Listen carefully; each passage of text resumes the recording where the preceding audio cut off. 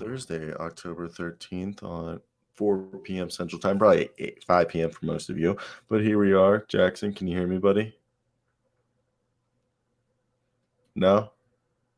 Is there no sound? This might be on my end, but we're about to fix this. I don't know why my audio... Oh, you know why? Because it wants to be a shithead. So, can you hear me?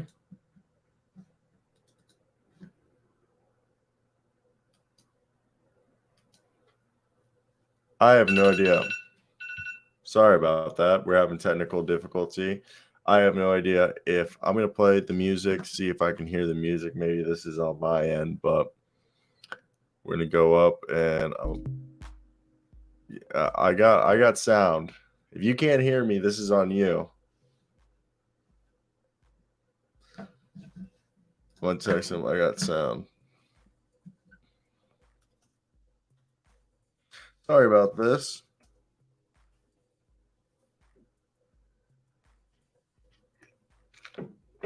Now, let's talk about the show we have for y'all today. First off, we'll talk about a couple two ways that have happened.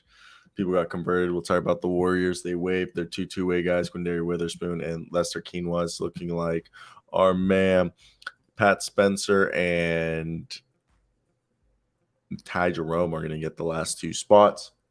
With that being said, there's also Zion Williamson is dealing with some ankle soreness, and he's day-to-day currently with it. Now we've got our man Jackson coming back. Can we hear you? Hello, I heard you. I heard you moving around. We heard you. But besides that, Joe Harris is optimistic he'll be ready by season opener. Blazers convert Olivier Sarr, the Frenchman who played for Wake Forest in Kentucky. Hello, Jackson. We can hear you. We can hear you. I know, but I can't hear you. Shit's gay as fuck. It works on everything. I could go on YouTube. I had to unplug my mic. I could go on YouTube right now and hear it normal. Did you go into the StreamYard settings and make sure that it's not making your mic your speaker? Yeah. I tried all of them. Even the preference, like you press the Apple system preferences? Yeah, I don't really want to try it again, but I could. How does my mic sound? You sound perfectly fine. You sound perfect. Okay, we'll just go like this. So I was just running through what we're going to talk about today.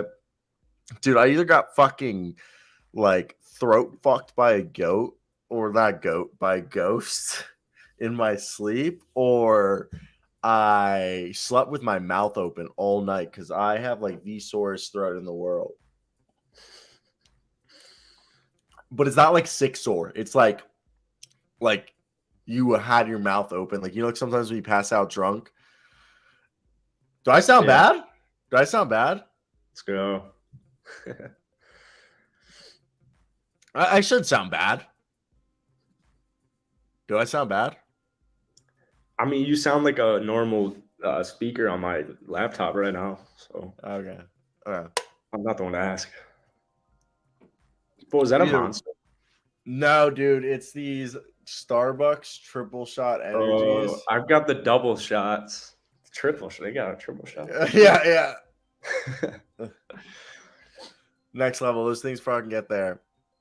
Well, my buddy works for Monster, and when I was back home, he gave us. I don't know if you like see in like gas stations when you see like the Monster fridge, and it says like new flavor, dreamsicles coming out next month. He gave me the like soon to release, and it's so good. Actually, never had a Monster before until then, and it tastes like a dreamsicle. So I've had every energy drink out there. I ride or die with Red Bull. Yeah, Red Bull's solid. All right, so we got down for today's show. The three main topics we'll talk about are the Lakers good, the Warriors roster, because Lester Quinones and Quindary Witherspoon got waived, and it's looking like they have two-way spots open, and that Ty Jerome and Pat Spencer are going to fill. Grant Williams in the Boston Celtics will not reach, or will they reach, an extension. Zion Williamson is dealing with a sore ankle. He's day-to-day. And we'll probably talk about a few of the two ways that got signed, like Olivier Sarr. Nice. So let's get into today's show. Let's talk about it. I'm going to be like drinking hella liquids just because Talking just hurts my fucking throat. Now, let's talk about this team. What do you want to do first, Lakers or the Warriors? Pick your Lake poison. Show. So, as we all know, Russell Westbrook is getting flamed on Twitter and by everywhere because Pat Bev was coaching up the boys and he literally was demanding the attention of Russell Westbrook. And what ended up happening? It took him a while to get there, and his body language made it seem like he did not give a fuck what Pat Bev could say. And let's pull this image up if you guys haven't seen it. You might have been living under a rock, but let's talk about it. Here we go. This is what's causing a media storm. Everybody's like, Pat Bev's this, Pat Bev's that. And honestly, right here, you didn't have earlier, it was LeBron. LeBron's right there in the corner. LeBron's right here. Then you got yourself Lonnie Walker, who was listening, but he's like looking around now. And Anthony Davis had to coerce fucking Russell Westbrook to come over. And I'm not saying it's a sad state of affairs, but what do you think this is being blown out of proportion? I kind of saw the beginning of the game, but I had actually turned the game off by the second half. Yeah, I think it is being a little bit blown over proportion. What was also interesting, what started this whole weird thing is at the beginning of the game, Russ was not in the like everyone's on the court. You know, they're doing their speech, they're doing their spiel, their pregame spiel, and Russ is on the court or he's on the sideline. Like he wasn't even in the group. All of his teammates are in this damn huddle. Like the whole team's in this damn huddle, and he's like out on the sidelines. I think the external noise definitely plays a role in Russell Westbrook, and I think on that play in specific, Russ made a pretty bad move, and I think he was just pissed off at himself. So, you know, this isn't something that the Lakers necessarily do. Like this is more of a college basketball huddle to me. We don't really see huddles like this all that often in the NBA. So I don't put too much stock into this specific. I mean, Anthony Davis was outside of the huddle too, and then Bev's like calling everybody in. He's like urging everyone in, and yeah, I don't have too much stock in this, but I know it goes like really deep. I know they're rumored to be like best friends right now, but apparently this stems from draft day where Russ was, you know, highly coveted top lottery pick and Patrick Beverley was a second round stash. So I don't know if egos are colliding here. I think Russ just is pissed off at the way he's playing and the way he's perceived from the NBA media and fans. First off, did not know. Like I knew Pat Bev like played a year or two overseas. Like I knew that was part of his journey. Kind of did the Jay Sean Tate route, but I thought he was, or Jay Sean Tate did what Pat Bev did. But I didn't know that he was drafted by the Lakers, and I don't know if his rights were traded to the Rockets or whatever. But he was like, it was crazy because the reason why he went over was he was suspended and deemed ineligible to play. And then he went out and just signed like a few six figures contracts and, you know, played in Ukraine and then played in Greece and then Russia and then came over. And I didn't never thought about the thing that stems back to draft day with them. I saw some people saying that the reason why Russ wasn't coming over was because he was arguing with the ref. And I don't know. I just think like Russ, like this is just a bad look. And you should be like Russ should be doing everything. Not like that he should be caring about for people to like him, but he should at least be making it like showing with his body language that he's actually trying. Yeah, his body language is not what I'm looking at or not what I'm looking for. I don't understand it, but yeah, he's arguing with the ref. He's pissed off at the call. He's pissed off at himself too. I don't have this specific. I'm not putting stock into it, but yeah, I agree. Don't put stock in it, but I was just, you know what I mean? Russ is. It's interesting. I was watching Undisputed this morning, and I heard Uncle Shay talk about how he's just given up hope. If you have Russell Westbrook on the basketball team, I don't care. If LeBron and Anthony Davis are giving me 65 a night or 65 in the season each, they'll make the playoffs. They'll be solid. But as far as championship aspirations, he's not having it. So I saw this I'm like, I kind of like the way the Lakers have been playing from what I've watched in the preseason. And so I watched this game. I watched the first half, especially the first quarter, very hard. And although he had 3 turnovers, 2 of them were just like so goddamn stupid. His foot was out of bounds before he was getting ready to drive. But the offense, to my surprise, I mean, it was flowing, right? So Darvin Ham, when you get the rebound, whoever has the ball, push. Like, don't find an outlet, just literally push the ball. So they were moving, they were scoring in transition. Lonnie Walker looked amazing. He looked amazing for him. Russ was never in a bad spot. Anthony Davis was feasting. LeBron was feasting. Pat Bev was out there orchestrating. Pat Bev was creating turnovers, getting steals. Anthony Davis was getting blocks from the weak side. I liked the effort they were pushing both offensively and defensively.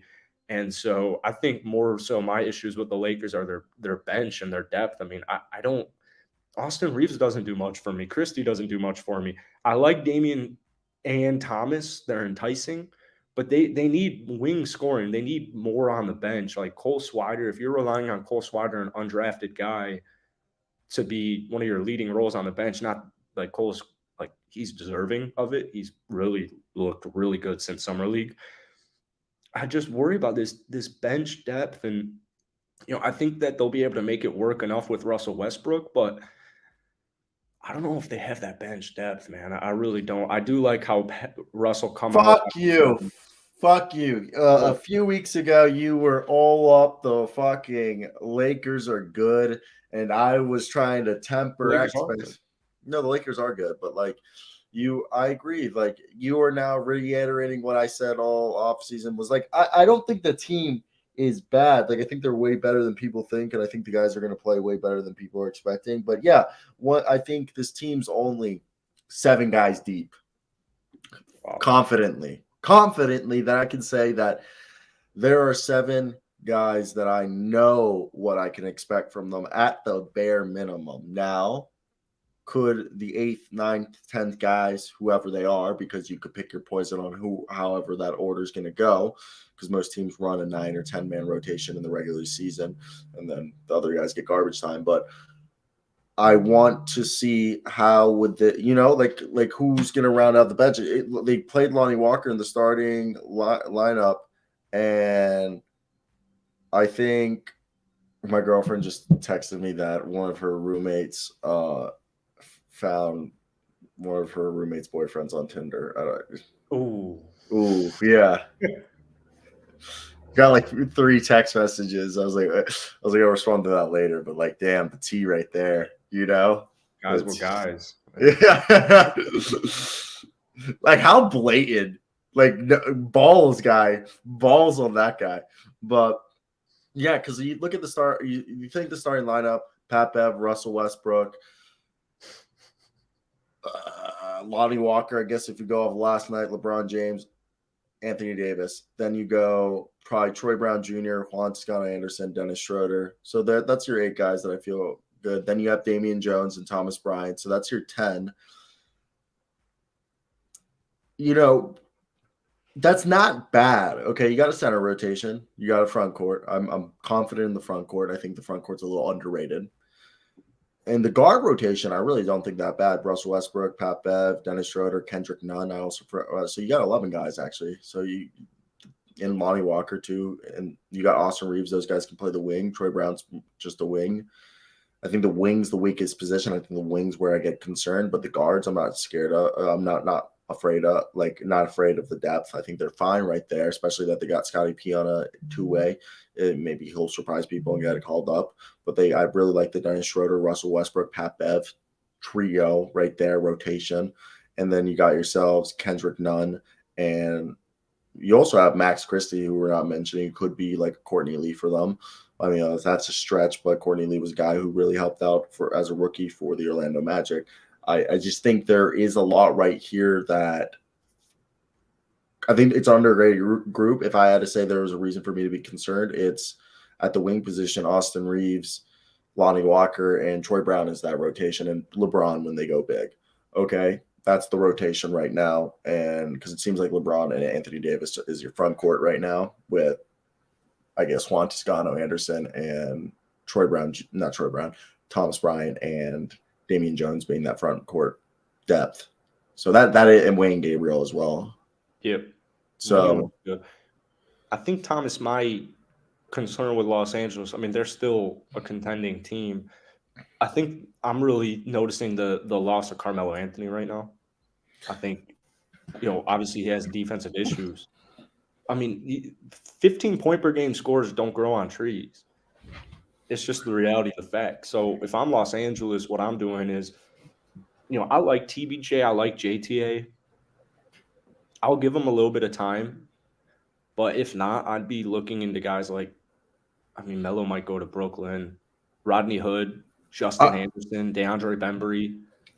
I mean, we have the whole list right there of even vets. Like, I think LaMarcus Aldridge, you got Carmelo, Dwight. These are all guys that could be great 10th or 9th guys in a rotation. Yeah, I think they have the centers. I'm not saying for this team. I'm saying for any team. But yeah, I just need more wings on this team. I don't think they're too far off. I think Melo would change a lot for them. This team's calling card is going to be defense. This team, the way that their offense is going to be good is if the best offense is defense, and that's what it's going to have to be for this team. I think this team is going to be fine because what's a real big chip?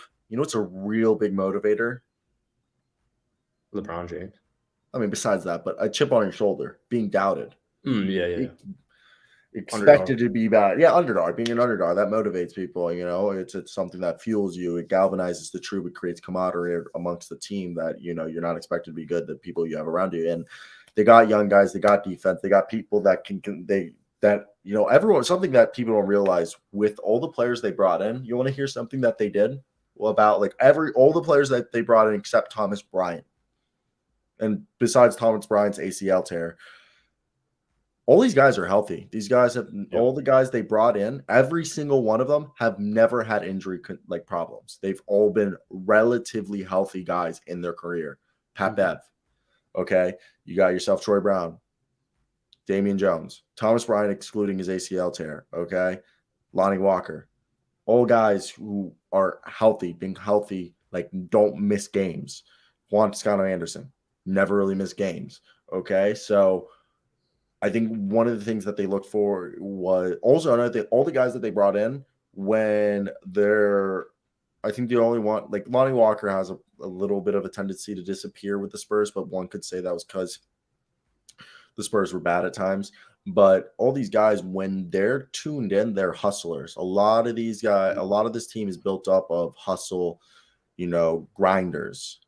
And in the modern NBA, if this team could just shoot at a league average, I mean, this team won an NBA championship, I think, shooting at 32% collectively as a whole. So I don't think shooting is the biggest concern. It's just they need to be a top 10 defense, in my opinion. If they're a top 10 defense, they are a contender team. And both the Suns and Bucks were 33%. So exactly, I'm actually loving the defense. I'm loving the hustle. I'm loving the intensity, even from Russell Westbrook. Contesting shots at the rim he was doing last night. Yeah. Another thing I like, kind of what you touched on, is they'll be fine. I think that they're going to stagger Russ like you should. I think LeBron will even be staggered with the bench unit. And reliability is huge. These guys will only improve. And the defense intensity, I'm a big fan of it right now. But lastly, communication. A lot of guys on these teams have not played together, just like Brooklyn. So we saw it with Brooklyn last night. We saw it with Los Angeles. There will be some tweaks. It's preseason basketball. I mean, even LeBron's making mistakes out there because it's preseason basketball. No, I agree. It's all something that people can't take for granted because it's preseason basketball. You got to take everything with a grain of salt. Yes, is this the last, what do we call it? The last push? We're going to start seeing what teams are truly hinting at doing. But yeah, I think what we need to see is this is a team that I really truly do believe that at the very least, I think they're a 4th seed. And I just think LeBron being on a vengeance tour is a powerful thing that people don't realize. Okay. And just every game they play, they're just going to get better. Okay. They're just going to get better. A lot of tanking teams too. A lot of tanking teams. People don't realize, yes, there are a lot of teams that are trying to be good, but there are a lot of teams that are also trying to get Victor Wembanyama or Scoot Henderson. So I think that's a very underrated, chip in their favor. So that's where I want to see how this season goes on with the progression of the younger guys, because the reason why they haven't brought back any of the older dudes was they said, fuck it, we're not going to go old again. And I think that was something that they wanted to make clear, that they were going to go and make sure that they had a young squad who was going to be healthy all year round and that they can be relied upon, I think is the biggest thing. Yep. So there's that. Now, let's go over to and talk about the Golden State Warriors. And this is where I want to hear your thoughts. What do you think of the news that I related to you earlier? Okay. And that news was that they waived 2 of their two-way spots, and they have two two-way spots. They got rid of Quindary Witherspoon and our man, Lester Quinones. I don't know why, but was like had to think about his name. And Quinones from What Would You Do? What? What are you saying? You do with John Quinones? Wait, what'd you say? Have you ever watched What Would You Do with John Quinones? No, what is that? Wow. It's surprising. So it's down to 4 guys: Jerome Robinson, Trevion Williams, Ty Jerome, and Pat Spencer. I think everybody is in agreement that Pat Spencer is the first guy, right? Pat Spencer's guaranteed. Pat Spencer's there. He's playing defense. Dude, this guy's an incredible slasher. Off ball, Pat Spencer is always cutting to the rim, okay? Like, dude, Pat Spencer, I watch him, and he just makes me feel happy, because that's like how I love playing basketball like that. You're always there. You're always ready for a pass. You're always – you hated me. You were telling me Pat Spencer wasn't going to make the team. Pat Spencer wasn't going to make the team. Yeah, Pat Spencer has really surprised me. Shout out to him. Pat Spencer, dude. Player. He fits perfectly with Golden State. So I love it. I'm glad to be wrong. Dude, Northwestern sport athletes concern me heavily, especially somebody who played professional lacrosse. Well, he never went pro, but he basically was like – he was a 4-time finalist for the lacrosse Heisman. I think he won it once, maybe twice. And he's like one of the best college lacrosse players since like probably like Lyle Thompson or Paul Rabel. But athlete. Yeah. And I think that's what I said in my video that I made earlier today, that part of the reason why I think Pat Spencer's had so much success is due to the fact of his lacrosse background. He's an aggressive guy, and people forget that lacrosse is like it's a physical sport. And he's not afraid to – if you see him play defense, he's not the biggest guy. He's basically my height. Is he 6'1" or 6'3"? He's going to be 6'3"? I think he's 6'3". Okay. So he's 2 inches taller than me. Okay. He's not the biggest guy in the world, but he has that Facundo Campazzo, Matthew Dellavedova, Pat Bev type pesky defense where does a good job of keeping the guy in front of him and just being annoying. He might not be the longest guy. He might not be, a Gary Payton II-esque defender, but he's just there annoying, making life difficult for the person on defense. But then on offense, I think this comes with his lacrosse background, where when he's bringing the ball up court on transition, he has great vision looking around. And that's something I just think him playing lacrosse, being a midfielder, that's something you got to do when you're going up. It's in lacrosse, it's a combination of like soccer and basketball on turf. And his ability just to pass the ball and then knowing where to cut or where to go in the passing lane. So if his teammate decides to shoot it, he can get the rebound, or if his teammate decides to pass it, he's cutting into a direction where he can get an easy slash, or he can redirect into a catch and shoot position. That's another thing. He's a great catch and shooter. So I think Pat Spencer all around could really be a, guy. I'm not saying he's the future starting point guard, but what they thought Nico Mannion was going to be 2 years ago, what they drafted Nico to be, I think Pat Spencer could develop into a high-level backup point guard for the Golden State Warriors for the foreseeable future. I finally found his wingspan at 6'7". Pat Spencer? Yeah. Pat Spencer has a 6'7" wingspan? This was a lacrosse website that says he's 6'4" with a 6'7" wingspan. Everywhere else has him listed at 6'3", though. Okay, so he's probably 6'3" with a 6'6" wingspan. That was probably him coming out of high school. They did do everything like 1 inch bigger.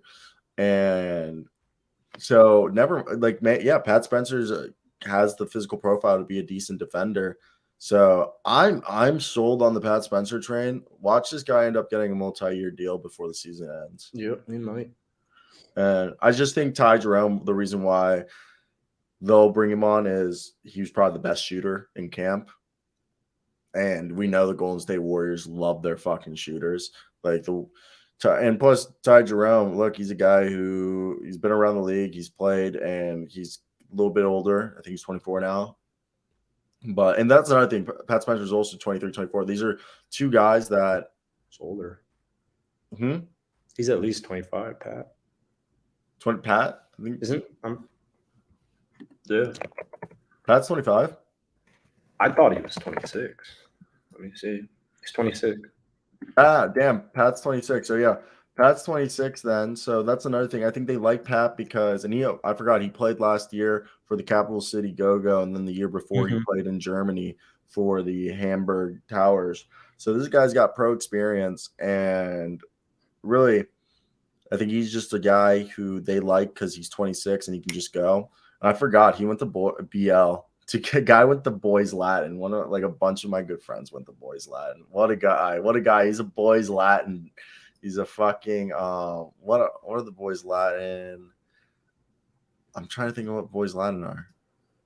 Dude, I can't believe he went to Boys Latin school. That's so funny. You never gave me a 3-letter word for a country in South America. 3-letter word for a country in South America. I tried thinking of that and I couldn't think of shit. Kept me up all night. I even Googled to try and find the answer. What is it? I don't know. I'm not done with the crossword yet, so my guess I might just go Rio. I forgot Boys Latin. They're the Boys Latin Lakers. Oh, really? Yeah. Dude, Boys Latin's fucking gorgeous though. It's in the city. It's fucking, I think, how many acres is it? It's 41 acres in Baltimore City. Jeez. Gorgeous. It's from the 1844. Okay. And it's a private school with 1,000 dudes. Fucking they have bridges going over the not highway, the road, and it's such a nice campus. One of my boy who was the running back for Cornell, he's now a running back at Stetson. He went to Boys Latin. Pat Spencer's probably a legend back home in Baltimore then. Yeah. But yeah, no, so I'm excited for him. Let's move on. And we got next a guy named Grant Williams was expecting to get himself a contract, and I don't know what ended up happening there, but they kind of told him to go fuck himself with his contract. And I want to hear your thoughts now. I was about to say down below, but because that's just out of fucking custom. But what are your thoughts of Grant Williams? And I DM'd the other day Justin Trombino, and I was just you fucking predicted it again, because he said that he could see Grant Williams as the guy on his way out. And I thought that was pretty funny, the fact that he got that right. And I want to hear your thoughts down below, because right now I've heard that they wanted to give him a 4-year, $75 million deal. So right here, this is what the news is. Because first off, the Boston might leave one roster spot open, in large part because of the ACL tear of Daniel Gallinari. But the Celtics continue to have discussions with fourth-year forward Grant Williams and his team about a contract extension ahead of Monday's deadline, but nothing appears imminent. As of Thursday afternoon, the two sides were essentially at a stalemate, a league source said. But there's fairly common at this stage. Oh, my apology, but that's fairly common at this stage. Grant Williams is believed to be seeking a 4-year deal with an annual average of around $14 to $16 million, but the Celtics offer has fallen short. So If you guys need to do quick math, that's about a 4-year, $60 million deal. So basically, between a 4-year, I think it would be what, for $56 million deal, 4-year, $60 million deal, or a 4-year, $64 million deal is the three deals that I believe he's probably looking for. And they're probably offering him like a 4-year, maybe like $50 million deal. And I want to hear your thought. Do you think, what is Grant Williams worth? And is it in their best interest to trade him? Right now, his contract's relatively cheap, so you can't really use him to trade for someone with a big contract. And if you signed him, I believe there's a limited amount of time that they would have to wait to trade him. So what is your course of action? Because if not, he's just going to walk in free agency. And he's a multi-versatile guy, along the Jay Crowder, PJ Tucker-esque role, hybrid player, small ball, multi-positional defender who's shown some offensive growth in his game. Mm-hmm. I agree, Thomas. First off, Justin Trombino was a great guest. I would say I'm probably, maybe this surprises you, I'm paying Grant. I think right now what's more lucrative, 40 to 50, but as we talked about yesterday, you don't pay players on what they've done. You pay on what you expect them to do. So I know Grant Williams is not a double-digit scorer, but we're looking at a 40% three-point shooter, or capable 40% three-point shooter like he was last season. I think he's very reliable, no injury concerns with him. He's young, he's hungry, he can play both sides of the ball, somebody I can rely on if Tatum or Jaylen Brown were to go down. I think 4 years, $60 million might be not the best deal, but I think by the end of this season, like it would be awesome if you could wait till this year was over and then offer him a contract. I would probably take the gamble, but I don't know if Boston, because you got two max guys in Jaylen Brown and Jason Tatum, I don't know if they would rather use the money to pay other existing players on the roster to retain them, or if they would like to look into free agency to pay these players. It's tricky. It's very tricky. I'd probably pay Grant Williams if I'm Boston, because somebody will. Somebody definitely will. And he should be paid. Yeah, I think he's definitely paid. I just don't know so they gave Jay Crowder $9 million, they gave PJ Tucker $9 million. Jae'Sean Tate got $6 million. Well, that's kind of like the thing. Is Grant Williams that much better of an offensive player than all those guys? Yeah. But so. How much better of an offensive player is Grant Williams? That is he going to be able to be someone that you say is worth $15 million? And thanks, Swaggy. Appreciate it. I think that the one thing that's interesting when we look at this situation with Grant Williams is, okay, PJ Tucker, Jay Crowder, correct me if I'm wrong, Jae'Sean Tate, these are guys who score 7 to 10 points max a night, right? Tate's a little bit less. I guess. No, Tate's more. But what's Tate, like a 12-point? I'm pretty sure he went 12 and 6 his rookie season last year. Yeah, 12 points. Yeah, he's 12-point per game. Okay, and Grant Williams is a guy who this past season he kind of had his come out party in the postseason, because for the regular season he shot, he was at 8 points a game, but when we went into the postseason, I believe, what was he shooting? He was scoring almost 9, but he had a few games where he was, double digits. So yeah. Grant Williams is personally seems to be, yes, he seems to be a bit more of an efficient shooter than those guys, but he's in the same offensive skill set as the Jay Crowder, Jae'Sean Tate, PJ Tucker class. Okay, and I don't mean to disrespect him or anything, but that's the player he is. That's the pay that I think he deserves. And I think PJ Tucker is the one out of those players making the most. I will fact check right now. And with that being said, I think Tucker is making 10.4. Okay, Crowder is making 10.1. Now Tate is making 7. So I'm trying to think if there's another guy who fits in the Tate Crowder PJ Tucker, Royce O'Neal. Yeah. Bruce Brown. Royce O'Neal, 9.2. Bruce Brown's a good one. All right, Bruce Brown, 6.4. So we're looking at 6.4 to 10.4. Okay. Range.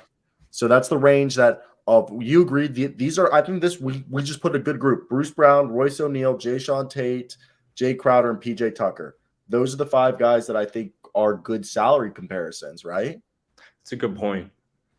And none of them make more than 10.4. So I would give him no more than 12 a year. Sorry. Yeah, you're good. But I wouldn't give him more than 12 a year. Do you agree with me? Because he would. Fair. That's very fair. He resets the position because he's making 1.5 million more than everyone else. But for a guy who doesn't average more than 10 points a game, I can't justify paying him 14, 15, 16 million dollars a year. I think another interesting thing, let me just fact check those last 2 guys, is how much he's shooting, because he doesn't shoot much. Very similar to, it looks like, Royce O'Neal. So, if I'm... Can you fact check real quick? Out of them, who was the best scorer out of Royce O'Neal, PJ Tucker, Jay Crowder, and It's definitely Jae'Sean Tate? Yep. And one might argue Jae'Sean Tate's stats are a little bit more because he's on a bad team, so he had more shots. But that's what someone can argue. But they all average what, 8 to 9 points? I feel like that's collectively 7 to 9 points, Except for Tate. Yep. Yeah. Everyone. Maybe let me reiterate my point. Let me tweak my point here. If I'm the Boston Celtics, I want to pay Grant Williams. I don't think it's in the cards unless he's willing to take. I think 12 might be the highest you can go, unless we get into the regular season and he's giving me double-digit points. But can they even wait till that long? So, okay, then no. So I mean, I'm sorry, Grant. Somebody's going to pay you. I don't think it's going to be Boston, because with Jaylen Brown and Jason Tatum on my salary, I don't think I can do it unless you're willing to take that cut. I don't think the Clippers are just going to come in free agency and somehow get Grant Williams, but I just think I'm like $6 million a year. Yeah, they're going to get him for like 5 years, 60 mil, and then they're going to like sign and trade Marcus Morris to the Celtics. Whoa. But because I think Marcus Morris will have like a year left, but I just think, I mean, they can still sign him in free agency. This isn't the end of the world. He'll just go into free agency unrestricted, and they'll still be able to. They won't be able to match anything, but they'll be able to give him more money than anybody else. And for me, I just think that might be the best thing in the world. He goes out here, he bets on himself, and they offer him probably maybe like a 4-year, $48 million deal. He says no. He goes out, averages 14 a night, and comes back and gets himself that 4-year, $60 million deal that he thinks he's worthy of. I just think he needs to show that he can be, the 4th or 5th leading scorer on this team behind. We assume the top 3 scorers on this team: Jaylen Brown, Jason Tatum as the top 2 guys. And then third, that's where it gets a little bit questionable, but I'm going to throw my money on Brogdon. And then you probably want Marcus Smart and Grant Williams right there as your 4th and 5th guys. Or there, you want him to be like right on par with Derek Williams and Marcus Smart. You want those guys to all be hitting like 10. So, yeah. You not into it? Into what? Faith. I mean, I have huge concerns for the Boston Celtics. They won't make the finals. I'm sorry. It's not happening. All right. Let's move on to a different subject. There is a guy that we've been expecting to come back, and it's been a full year, 2 years since we've seen him play. And he's a big boy. He's a man. He's a guy that supposedly is now more athletic than ever, but he just can't seem to stay off the injury list. And that man goes by the name of Zion.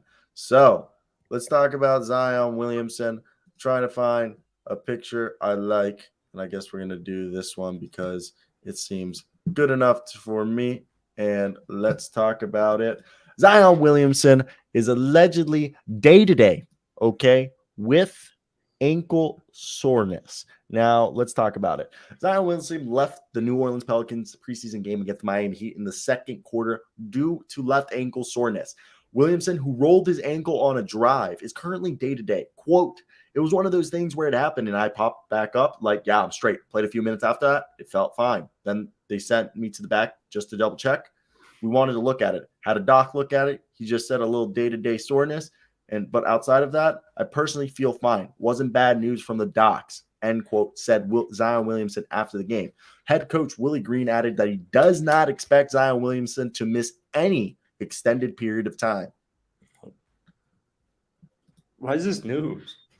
He rolled his ankle in a preseason basketball game. Yes, he played 3 minutes after he rolled his ankle. He made both of his free throws and played 3 minutes after he rolled his damn ankle. It's preseason.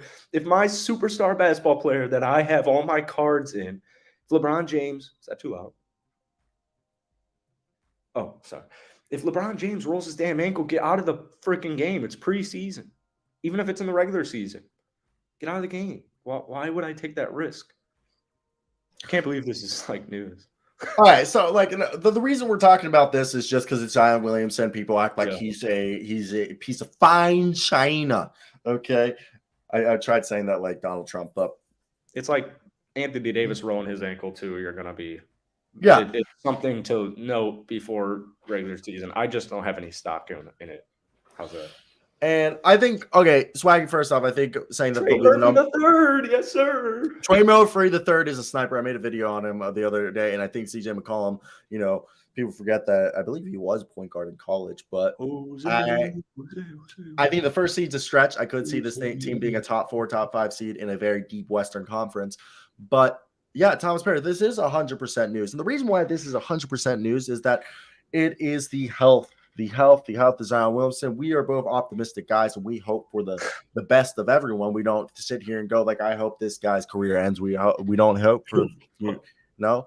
But what I'm saying here is with Zion Williamson, the big concern is when this comes up, okay, I expect Zion to maybe not play every back-to-back. I think Zion, they're not going to admit it, but we'll be on a little bit of a load management until the organization feels 100% comfortable with him. It's fair. And this team with Zion, are we? You say number 1 seed? Top 4 seed. Top 4 seed, yeah. I think 3 or 4 definitely. And he's like 22, and we've seen what he's done. I just, you know what I want to see, and no one's talking about it. How's that 3-point shot look? How's that 3-point shot look? Like, it's not that he needs it. He's one of the he's fine without it because he's not a pussy like Ben Simmons and refuses to dunk. But Zion, I just want to know all this health. How has his development gone? He was already good when he played All-Star, but when you spent most of your last 2 years, most of your rookie contract rehabilitating from, injury, you're more focusing on your body than your game. Yeah. Not saying that he hasn't improved his game, but what will Zion look like? I think Zion looks like Zion. I agree with these guys. I mean, and real quick on the ankle thing, if Zion Williamson was 27 years old and he wasn't 22 years old, maybe this ankle would have a little bit more on me. Zion Williamson in college and in his first 2 years, I know he shot 43 in his first year, 20-something in his second year. He's taking the same amount of threes. He's not even taking a 3 per game.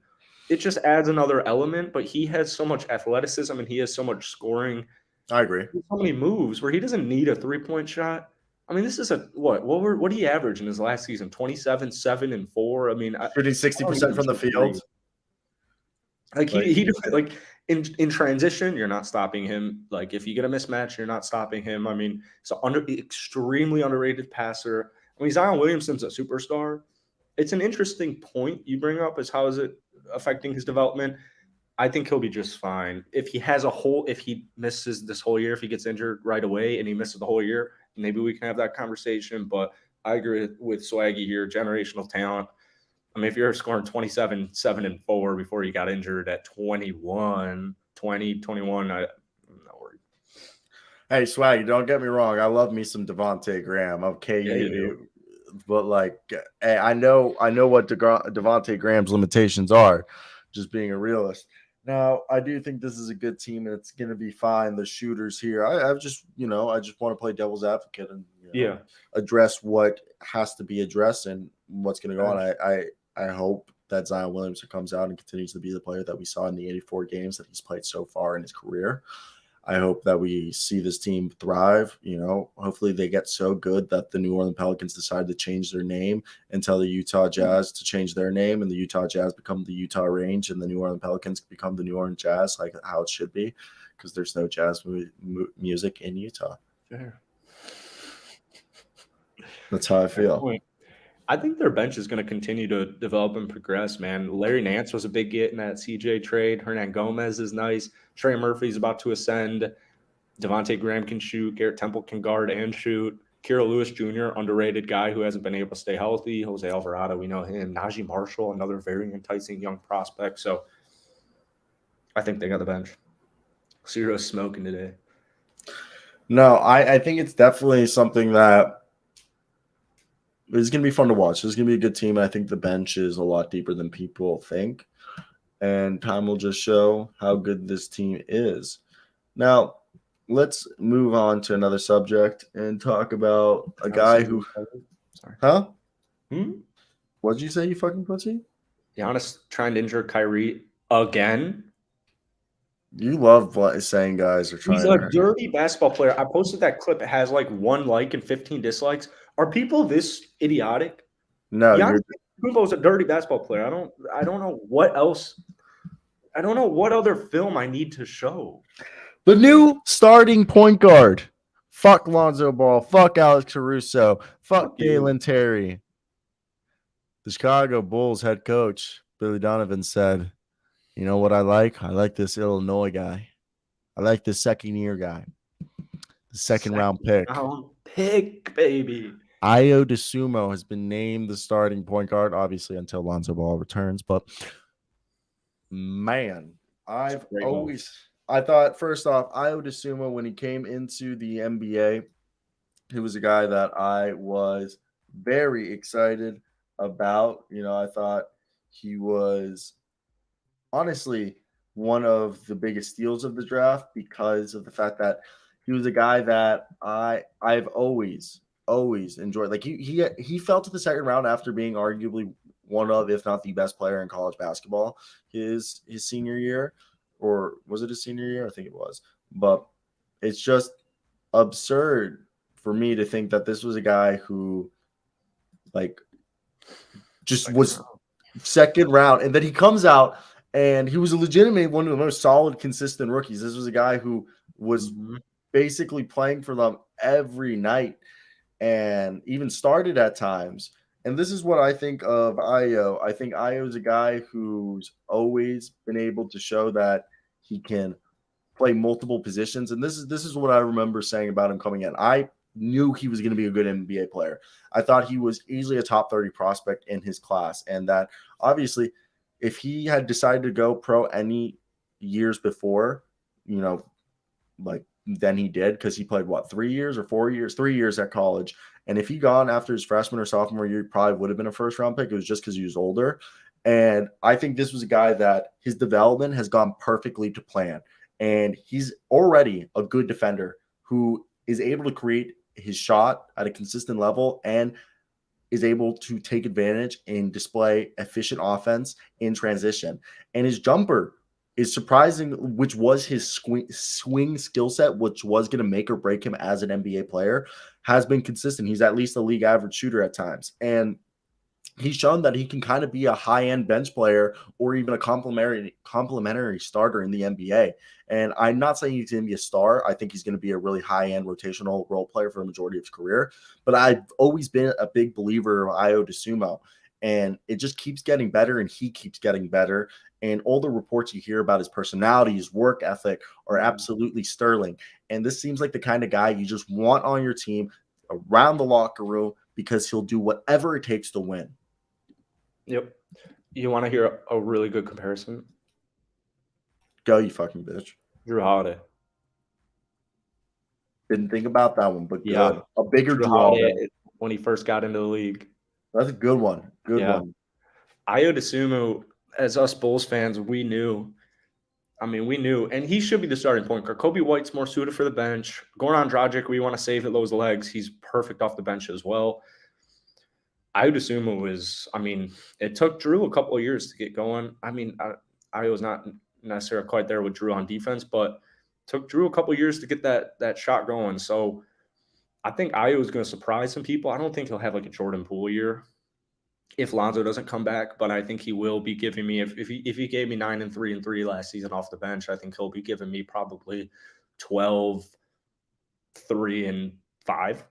And for a bench player, I am taking that. Ayo's a guy I can rely on. I think he's a perfect team player. And I think if he was even on a team like Golden State, people would view this man as just a superstar stud, like us Bulls fans view him as. I think the NBA will they'll notice that. I cannot believe that that's actually a comment that the Knicks are better than the Bulls. I can't believe that.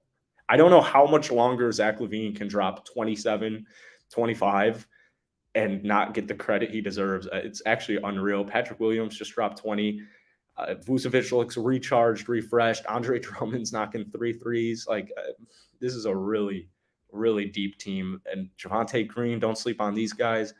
I think a lot of people just don't watch Chicago Bulls unless they're playing a big primetime game, which they haven't been able to succeed much in. And it's going to, I don't know, man. LaVine is a really, really good basketball player. The Bulls are one of the most underrated benches. I think the other week we listed our top 5 benches, and if we had to do top 10 benches, the Bulls are definitely in that top 10. I just think there's a lot of good benches in this league, and I just think the Bulls would if Lonzo was healthy, the Bulls would be definitely my number 1.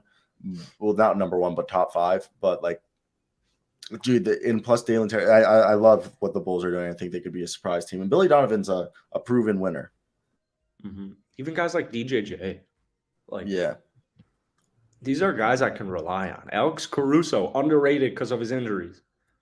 I mean, they have significantly more proven role players than the New York Knicks, and I'm rooting for the New York Knicks. They're close. Bulls are close too. I'm telling you, if Lonzo comes back, Bulls they're right there, man.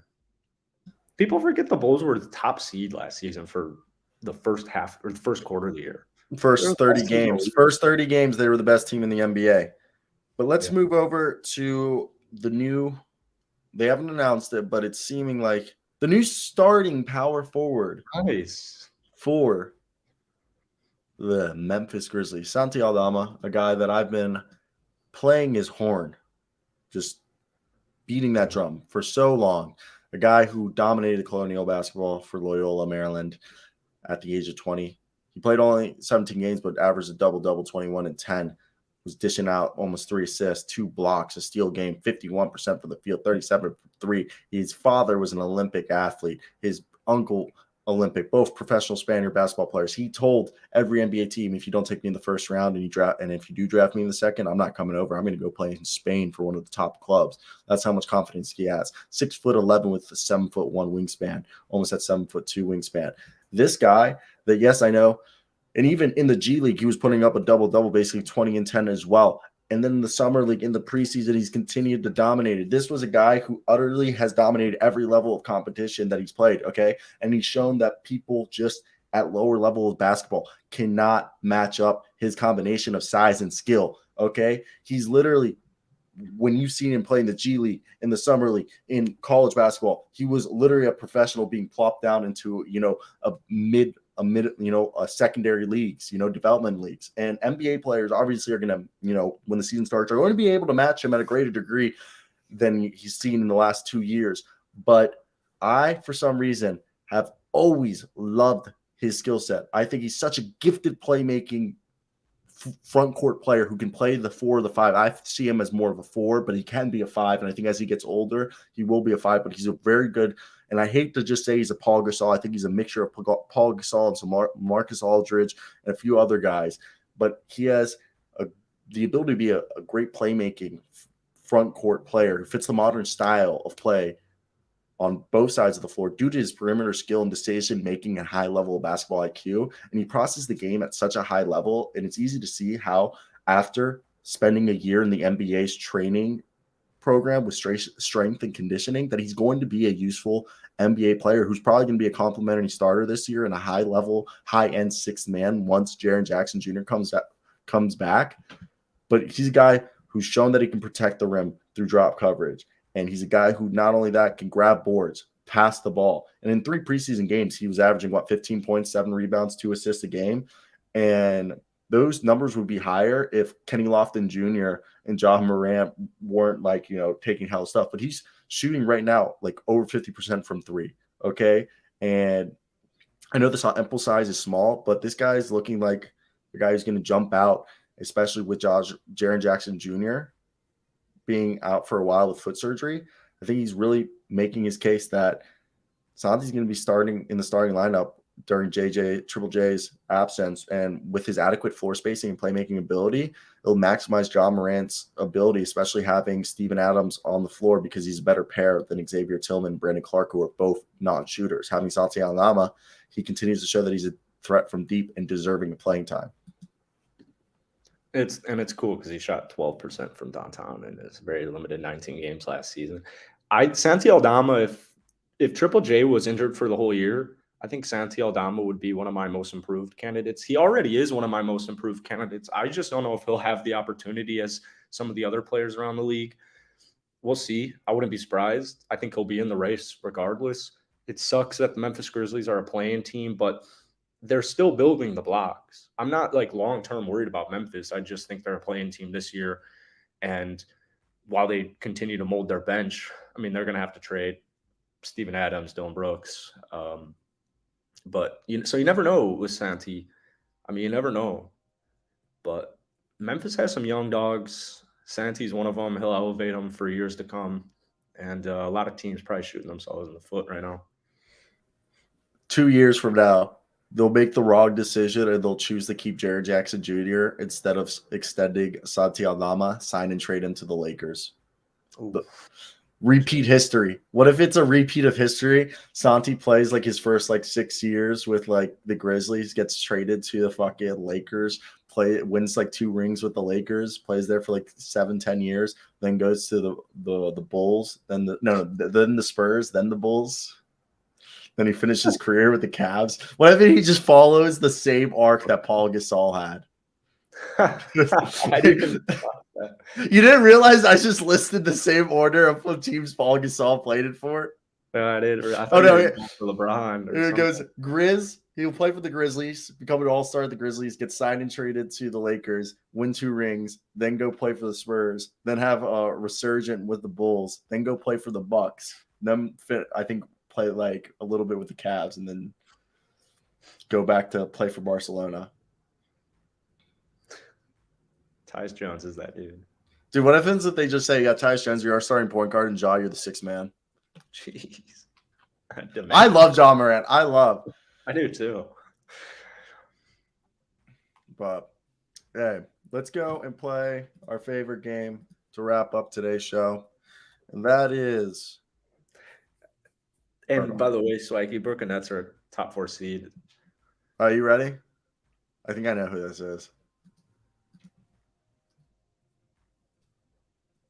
Let's go. Cool. It's not him. How mad were you if I got that? Wait, can I see the height? I already know who it is. I think. Pete? No.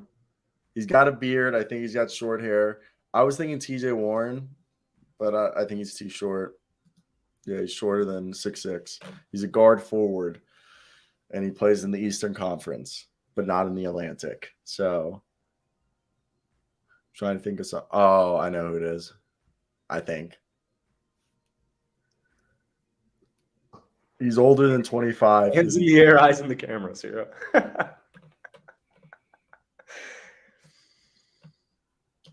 I'm gonna keep him up here.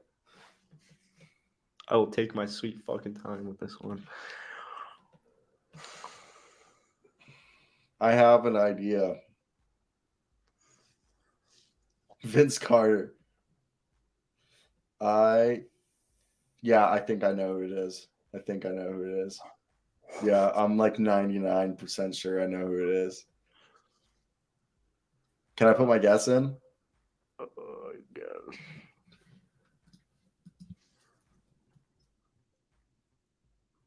Oh.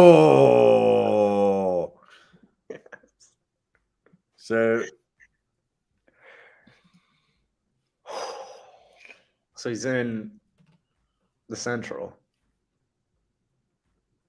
or Southeast. So Orlando, Miami, Atlanta, Charlotte. I hate how bad I am at this fucking game. Why can I not think of a single basketball player? I couldn't name you a single basketball player right now. I'm going to go Javonte Green. He's 6'4".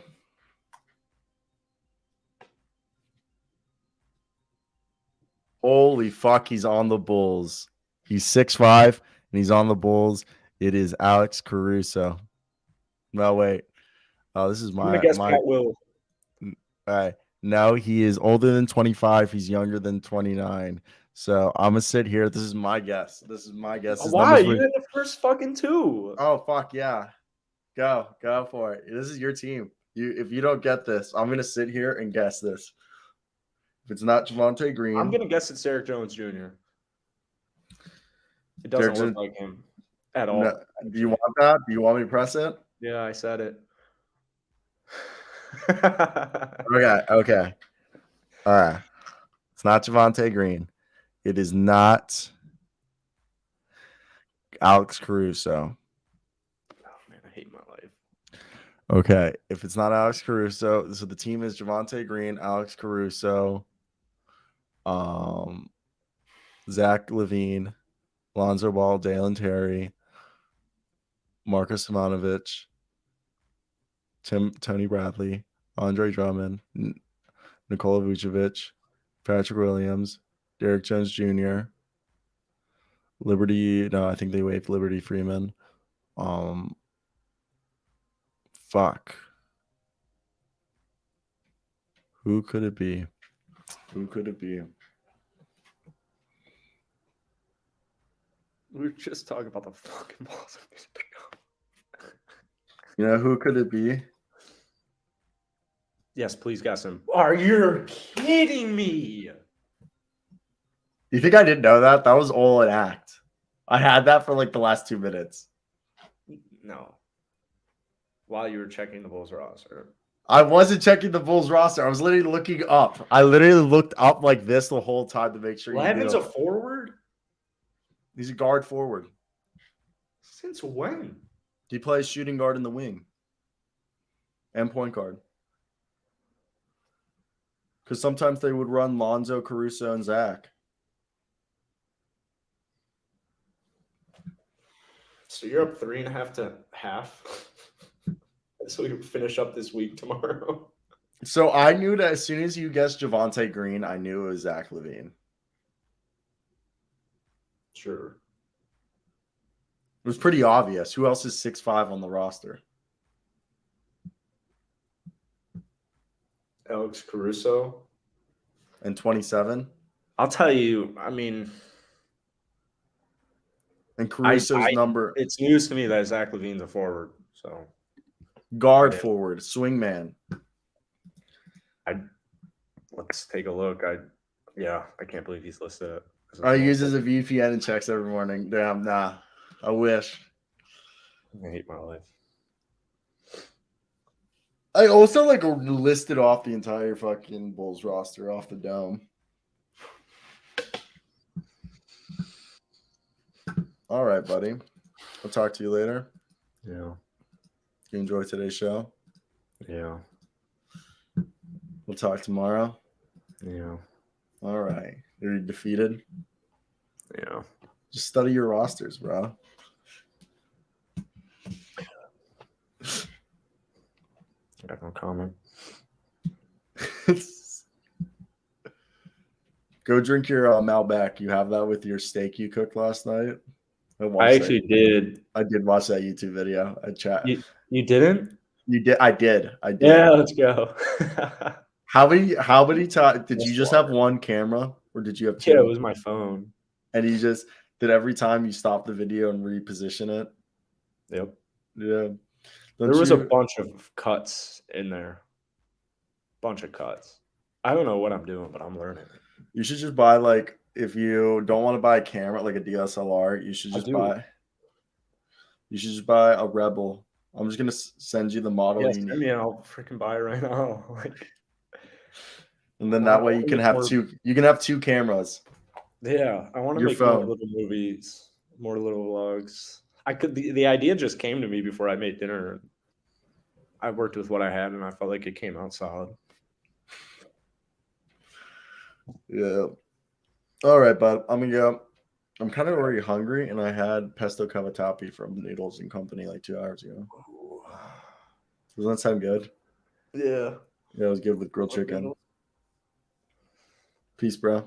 Yeah. Talk to you tomorrow. Cheers.